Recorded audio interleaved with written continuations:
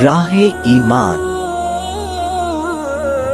Don't forget to subscribe our channel. बिस्मिल्लाहिर्रहमानिर्रहीम नहमदुहु व नसल्ली अला रसूलिल करीम अम्मा बाद फ़अऊज़ु बिल्लाहि मिनश शैतानिर रजीम बिस्मिल्लाहिर्रहमानिर्रहीम वब्तग़ि फ़ीमा आताकल्लाहु द्दारल आखिरह इला आखिरिल आयह सदक़ल्लाहुल अज़ीम अल्लाहुम्मा सल्लि अला सय्यिदिना मौलाना मुहम्मद वाला आली सय्यिदिना मौलाना मुहम्मद व बारिक वसल्लम अल्लाहुम्मा सल्लि अला सय्यिदिना मौलाना मुहम्मद वाला आली सय्यिदिना मौलाना मुहम्मद व बारिक वसल्लम अल्लाहुम्मा सल्लि अला सय्यिदिना मौलाना मुहम्मद वाला आली सय्यिदिना मौलाना मुहम्मद व बारिक वसल्लम।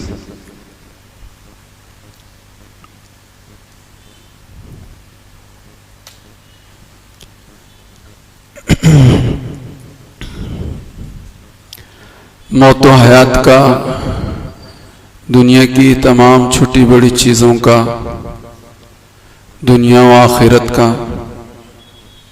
ज़मीन व आसमान का, बहर व बर का, सबका खालिक भी वही और मालिक भी वही। सब कुछ उसके कब्ज़े कुदरत में है, उसके कब्ज़े कुदरत से कोई चीज़ बाहर नहीं।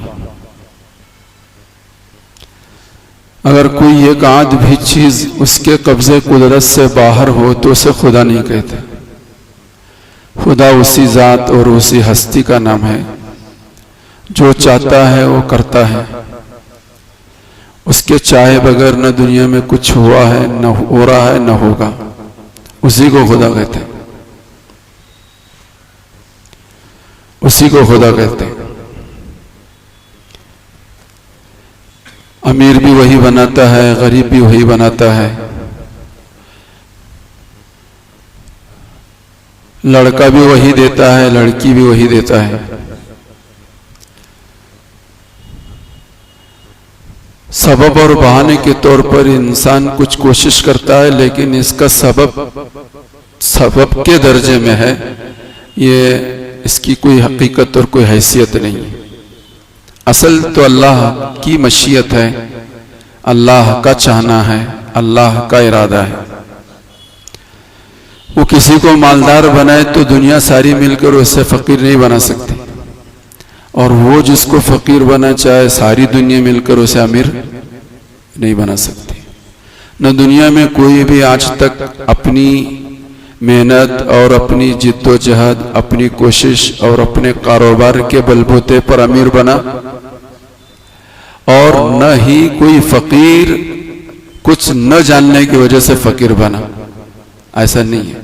जिसको उसने फकीर बनाया वो फकीर है, जिसको उसने अमीर बनाया वो अमीर है।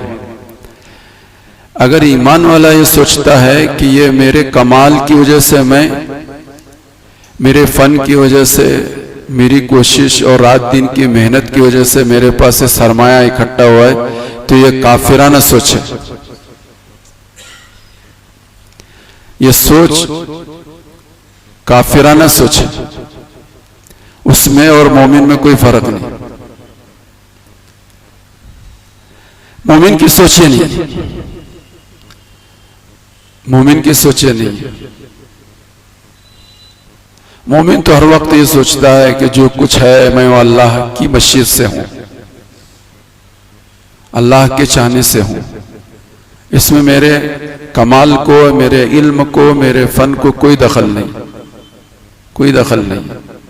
बड़े बड़े अच्छे अच्छे दानिशमंद, होशियार, अक्लमंद, चालाक, दूरअंदेश लोग आप भी अपने आंखों से देखे होंगे, वो प्लेट उठाते हैं, होटल में काम करते हैं, और जिनको कुछ लिखना पढ़ना नहीं आता, जिनको अपना नाम भी लिखना नहीं आता, नाम लिखने की जगह वो अपना थंब लगाते हैं, ऐसों के पास बड़ी बड़ी डिग्री वाले काम करते हैं। ये दुनिया में अल्लाह दिखा रहे हैं, लेकिन फिर भी आदमी ये सोचता है कि ये धोखा है, ये नादानी है, कम समझी है, कम फहमी है।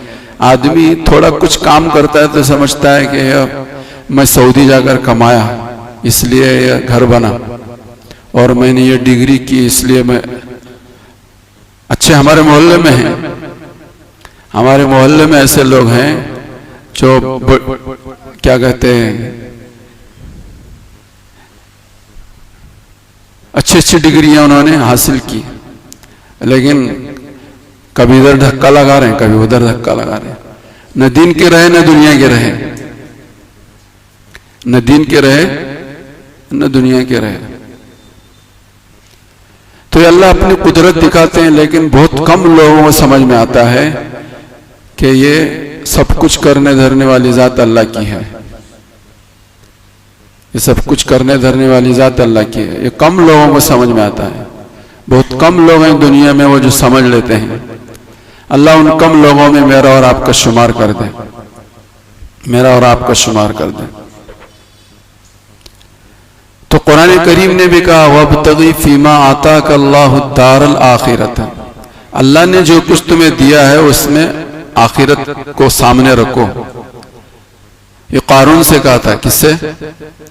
वब्तगी फीमा आताक अल्लाहु दारल आखिरत। कारून ये समझता था कि ये मेरा कमाल है।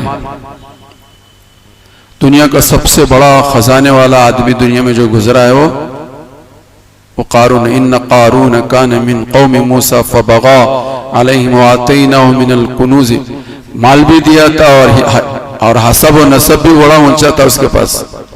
हजरत मूसा अलैहिस्सलाम का चचेरा भाई था, कोई आयरा गहरा नत्थु खैरा नहीं था। कारून कौन था? हजरत मूसा का भाई था, करीब का भाई था, और माल भी खूब दिया था अल्लाह ने। अल्लाह ने उससे भी कहा, लेकिन वो समझता था कि जो कुछ मेरे पास है मेरा कमाल है। कमाल क्या था इसका? उलमा ने बात लिखी है, काजी सनाउल्लाह साहब पानीपति रहमतुल्लाह अलैह ने बात लिखी है कि हजरत मूसा अलैहिस्सलातु वस्सलाम को अल्लाह ने कीमिया गर बनाया था।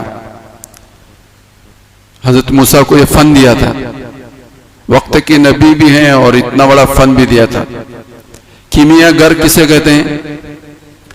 कीमिया गर उसे कहते हैं कि तांबा लो, पीतल लो, लोहा लो, चांदी लो और सोना बनाओ। लिया क्या था?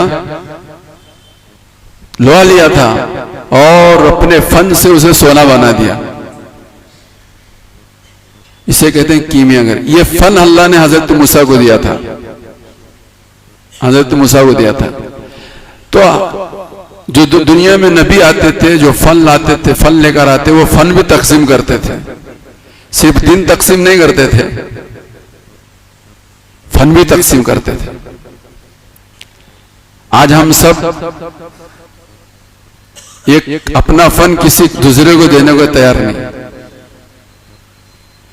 हम ये समझते हैं कि मैं ये फन मेरा उसको दूंगा तो मेरे तो रोटी के लाले पड़ जाएंगे। तो दुनिया में जो नबी आते थे वो जहां दीन देते थे दुनिया में देते थे, दीन भी देते थे और दुनिया में देते थे, और सिर्फ अपनों को नहीं देते थे, सबको देते थे। दीन भी देते थे, दुनिया में देते थे। अल्लाह करे कि हम सब समझे हैं। अगर ये इतनी बात भी हमारी समझ में आ गई तो हमारे मुल्क के मुसलमानों का मसला हल हो जाएगा। बहुत ज्यादा पापड़ बेलने की जरूरत नहीं है, बहुत ज्यादा पापड़ बेलने के छोटे छोटे मसले हैं हमारे। अगर उन मसलों को हम हल कर लें तो फिर मशरिक से मगरिब तक हम ही हम हैं, हम ही हम हैं। तो वक्त के नबी दुनिया भी देते थे और आखिरत भी देते थे। तो मैं क्या कह रहा था, हजरत मूसा अलैहिस्सलाम कीमियागर थे। लोहे को पीतल को, तांबे को सोना बना देते थे। तो मैं ये कह रहा था कि काजी साहब ने बात लिखी है, 1/3 इल्म यूशा इब्ने नून को दिया हजरत मूसा ने, 1/3 इल्म।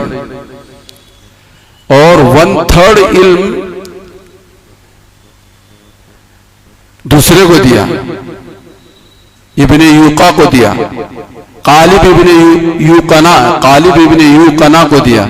उस जमाने के नाम थे, कालिब इब्ने यूकना को दिया 1/3, और 1/3 कारून को दिया, भाई था, ये भाई था, उसको दिया।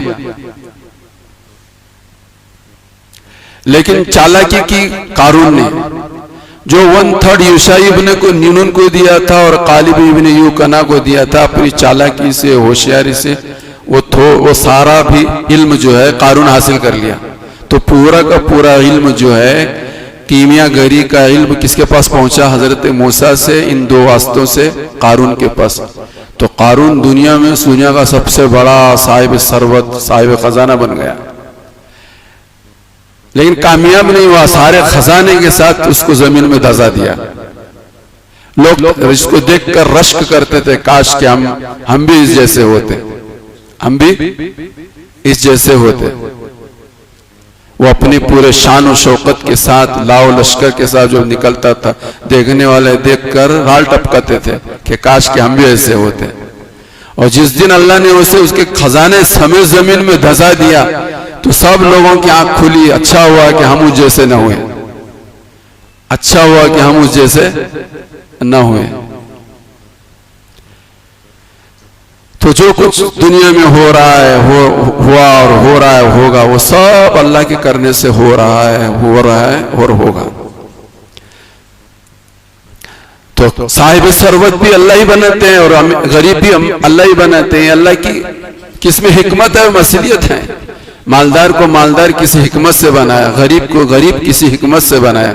दुनिया का निजाम इसी तरह से चलेगा। सबको गरीब बनाएंगे, निजाम ठप हो जाएगा। सबको अमीर बनाएंगे, सारा निजाम ठप हो जाएगा। तवाज़ुन उसी वक्त कायम रहेगा, इत्तिदाल के साथ दुनिया का निजाम उसी वक्त चलेगा। कोई अमीर हो, कोई गरीब हो, कोई हाकिम हो, कोई महकूम हो, कोई मांगने वाला हो, कोई देने वाला हो, कोई सेहतमंद हो, कोई बीमार हो, कोई इलाज करने वाला हो, कोई बीमारी का इलाज चाहने वाला हो। इसी से दुनिया का निजाम चलेगा। सब एक प्लेटफॉर्म पे होंगे तो निजाम नहीं चलेगा। ये अल्लाह की हिकमत है, इसमें मसलियत है। तो मेरे भाइयों, बुजुर्गों, दोस्तों, दुनिया में जो कुछ होता है वो अल्लाह के करने से ही होता है। मालदार माल से मालदार नहीं बनता, मालदार माल से मालदार नहीं बनता, वो तो अल्लाह के देने से मालदार बनता है। बुजुर्गों ने एक वाकया लिखा है कि एक बाप का इंतकाल हो गया। बाप मरने के वक्त माल छोड़ा था और माल के साथ और कुछ चीजें छोड़ा था। हमारे मौलाना यूनुस साहब ने वाकया लिखा है। मौलाना यूनुस साहब पालनपुरी मद्दिज़िल्लुल आली ने इस वाकये को नकल किया है कि जब माल बाप का इंतकाल हुआ, माल की तकसीम हुई, तो दो भाई थे, आधा माल इनको आधा माल उनको, विरासत में तकसीम हुई, आधा माल इनको आधा माल उनको चला गया। लेकिन साथ ही साथ माल के साथ इनके पास हजरत मोहम्मद रसूलुल्लाह सल्लल्लाहु अलैहि वसल्लम ने जब हज फरमाया था तो हज में अपना हलक करवाया था, तो अपने सर के बाल सहाबा में तकसीम किए थे, सारे बाल। आपने जिंदगी में एक ही हज किया है, हज फर्ज होने के बाद एक ही हज किया है। हज फर्ज होने से पहले तो बहुत हज किए हुजूर ने, लेकिन फर्ज होने के बाद एक ही हज किया हुजूर ने, जिसको हज्जतुल विदा कहते हैं। आपकी जिंदगी के आखिरी दिन थे उस जमाने में, हुजूर ने हज किया है, एक ही हज किया है। तो कुर्बानी की 100 ऊंटों को ज़बह किया और उसके बाद आपने हलक कराया। तो हलक कराने के बाद जो बाल थे आपके थे वो तकसीम करवाए सहाबा में। वो तकसीम वो विरासत में मुंतकिल होते होते होते इनके पास पहुंचे थे, जिनका मैं अभी तस्करा कर रहा हूं। बाप का इंतकाल हुआ तो जहां माल था, हुजूर के 3 बाल भी थे इनके पास। हुजूर सल्लल्लाहु अलैहि वसल्लम के 3 बाल भी थे। तो वो भी तकसीम की नौबत आई, तो एक बाल इसने लिया, एक बाल उसने लिया, एक बाल बचा, हुजूर का एक बाल बचा। तो बड़े भाई ने कहा कि इसके भी 2 टुकड़े कर दो, आधा तुम लो, आधा मुझे दे दो। छोटे भाई ने कहा यह हजरत मोहम्मद रसूलुल्लाह का बाल है, इसके टुकड़े हरगिज नहीं होंगे, इसके टुकड़े हरगिज। हुजूर की बाल की जितनी अहमियत है उससे ज्यादा हुजूर के तरीके की अहमियत है, वो समझाना चाहता हूं मैं। हुजूर के बाल को तो हम सब चूमेंगे, चूमना चाहिए, जितनी कदर करें कम है, लेकिन इससे ज्यादा अहमियत, इससे ज्यादा कदर और कीमत किसकी है? हुजूर की सुन्नतों की। अगर हुजूर का बाल अगर ही बेलगाम में लाया गया है बोले तो तेरी मेरी मेरी तेरी धक्का मुक्का शुक्र देखने के लिए, उसकी यकीनन उसकी अहमियत है, वो दुनिया व माफिया से ज्यादा हमारे नजदीक कीमती है, लेकिन उससे लाखों गुना ज्यादा कीमती हुजूर का एक एक तरीका है, सुन्नत तरीके हैं, लेकिन उसकी हमारे नजदीक कोई कदर और कीमत नहीं। कौन दस्तरखान बिछाकर खाता है, कौन हाथ धो के खाता है, कौन कुल्ली करके खाता है, कौन मिसवाक करता है, किसकी चेहरे पर दाढ़ी है, किसका लिबास सुन्नत के मुताबिक है, किसका बिस्तर सुन्नत के मुताबिक लगता है, किसके घर में आने जाने का निजाम सुन्नत के मुताबिक है। हजारों तरीके सुन्नत के तरीके हैं जिसको आदमी आसानी के साथ कर सकता है, लेकिन न मुझे मालूम है न आपको मालूम है। तो इसीलिए मैंने ये वाकया आप हजरत की खिदमत में पेश किया। क्या कह रहा था मैं? बड़े छोटे भाई ने कहा यह हजरत मोहम्मद रसूलुल्लाह का बाल है, इसके टुकड़े नहीं होंगे। तो बड़े भाई ने कहा कि देख भाई तू नहीं मानता तो एक काम कर, मैं एक ऑफर देता हूं तेरे को, एक सजेशन देता हूं तुझे, एक राय देता हूं तुझे कि माल सारा मुझे दे दे, बाल तीनों की तू ले ले, तीनों बाल तू ले ले और माल सारा मुझे दे दे। छोटे भाई ने कहा कि इससे बेहतर सौदा कुछ नहीं हो सकता, इससे बेहतर सौदा तो कुछ नहीं हो सकता। कहा कि बहुत अच्छी बात, नूर नाला नूर, नूर नाला नूर। कहा ले सारा माल तू ले ले और ये तीनों बाल मुझे दे दे, लेकिन हजरत मोहम्मद रसूलुल्लाह के बाल के दो टुकड़े नहीं होंगे। हजरत ने बात लिखी है कि चंद नहीं दिन नहीं गुजरे थे वो मालदार फकीर बनता हुआ दुनिया ने देखा, और ये हम माल सारा माल उसको दिया था भाई को, इससे बढ़कर मालदार दुनिया में कोई नहीं था। माल से मालदार नहीं बनता, अल्लाह के बनाने से मालदार बनता है, दुनिया में भी बनता है और आखिरत में भी बनता है। तो मेरे भाइयों बुजुर्गों दोस्तों, अल्लाह करे कि हम सब समझें, हजरत मोहम्मद रसूलुल्लाह सल्लल्लाहु अलैहि वसल्लम की सुन्नतों को अपने सीने से लगाएं, अल्लाह दुनिया भी चमकाएंगे, आखिरत भी चमकाएंगे। व आखिर दावाना अनिल हम्दुलिल्लाहि रब्बिल आलमीन। जो लोग सुन्नत में पढ़ लें।